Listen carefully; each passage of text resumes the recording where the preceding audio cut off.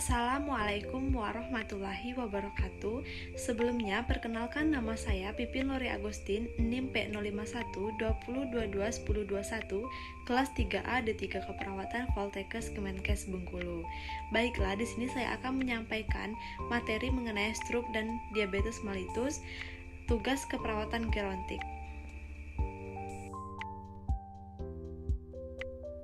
Baiklah, yang pertama saya akan membahas mengenai stroke. Stroke merupakan perdarahan ke dalam jaringan otak atau perdarahan suprachoroid, yaitu ruang sempit antara permukaan otak dan lapisan jaringan yang menutupi otak. Stroke ini merupakan jenis stroke yang paling mematikan dan merupakan sebagian kecil dari keseluruhan stroke, yaitu 10-15% untuk perdarahan intracerebrum dan sekitar 5% itu untuk perdarahan suprachoroid.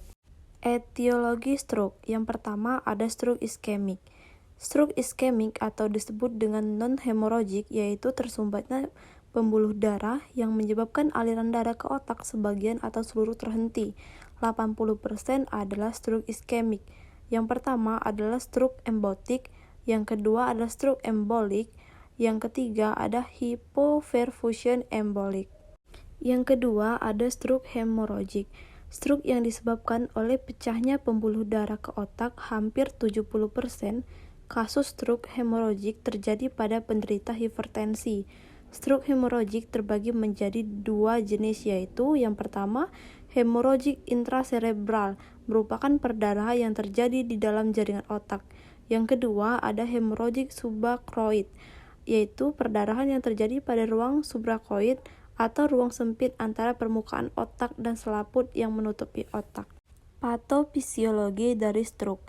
Faktor pencetus dari stroke seperti hipertensi, DM, penyakit jantung, dan beberapa faktor lainnya seperti merokok, stres, gaya hidup yang tidak baik, dan beberapa faktor seperti obesitas dan kolesterol yang meningkat dalam darah dapat menyebabkan penimbunan lemak atau kolesterol yang meningkat dalam darah dikarenakan ada penimbunan tersebut.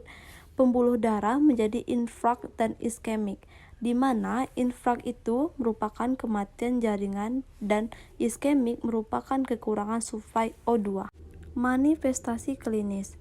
Manifestasi klinis stroke hemorrhagic menurut Miss Beck 2016 antara lain kehilangan motorik, kehilangan komunikasi, gangguan persepsi, kerusakan fungsi kognitif dan efek fisiologi, disfungsi kandung kemih, vertigo, mual muntah, nyeri kepala terjadi karena peningkatan tekanan intrakarnial dan edema cerebri. Terdapat 3 komplikasi dari stroke hemorrhagic. Yang pertama ada hipoksia cerebral, yang kedua ada distremia dapat mengakibatkan curah jantung tidak konsisten dan penghentian trombos lokal.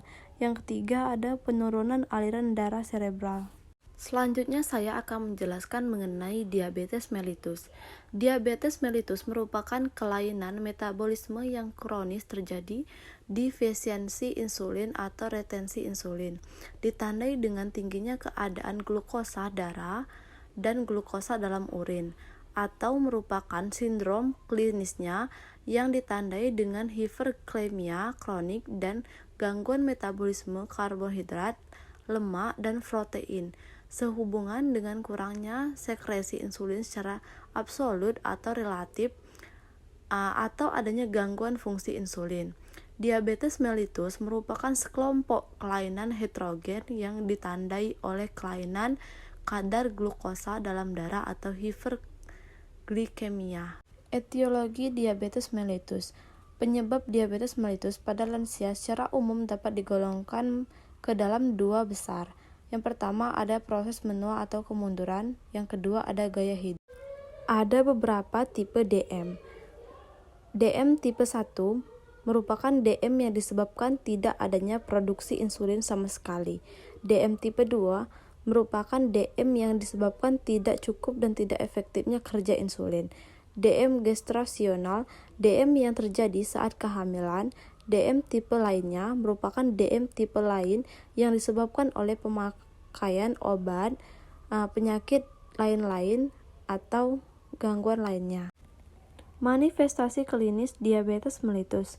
Keluhan umum pasien diabetes mellitus seperti poliuria, polidipsia, polifagia pada lansia umumnya tidak ada osmotik diuresis akibat glukosuria tertunda disebabkan ambang ginjal yang tinggi, dan dapat muncul keluhan nokturia disertai gangguan tidur atau bahkan ikotensia urin. Perasaan haus pada pasien diabetes mellitus lansia kurang dirasakan. Akibatnya, mereka tidak bereaksi adekuat terhadap dehidrasi. Karena itu, tidak terjadi polidipsia atau baru terjadi pada stadium lanjut. Sebaliknya, yang sering mengganggu pasien adalah keluhan akibat komplikasi degeneratif kronik pada pembuluh darah dan saraf. Patofisiologi diabetes mellitus. Dalam proses metabolisme, insulin memegang peran penting, yaitu memasukkan glukosa ke dalam sel yang digunakan sebagai bahan bakar. Insulin adalah suatu zat atau hormon yang dihasilkan oleh sel beta di pankreas. Bila insulin tidak ada, maka glukosa tidak dapat masuk sel dengan akibat glukosa akan tetap berada di pembuluh darah, yang artinya kadar glukosa di dalam darah akan meningkat. Pada diabetes mellitus tipe 1 terjadi kelainan sekresi insulin oleh sel beta di pankreas. Pasien diabetes tipe ini mewarisi kerentanan genetik yang merupakan predisposisi untuk kerusakan autoimun sel beta pankreas. Respon autoimun dipacu oleh aktivitas limfosit, antibodi terhadap sel pulau, Lactase, dan terhadap insulin itu sendiri. Pada diabetes mellitus tipe 2 yang sering terjadi pada lansia, jumlah insulin normal tetapi jumlah reseptor insulin yang dapat pada permukaan sel yang kurang, sehingga glukosa yang masuk ke dalam sel sedikit dan glukosa dalam darah menjadi meningkat. Yang terakhir ada komplikasi diabetes mellitus. Komplikasi diabetes mellitus ini terbagi menjadi dua, yaitu diabetes mellitus akut dan diabetes mellitus kronis. Baiklah, itulah penjelasan saya mengenai materi stroke dan diabetes mellitus. Saya ucapkan terima kasih.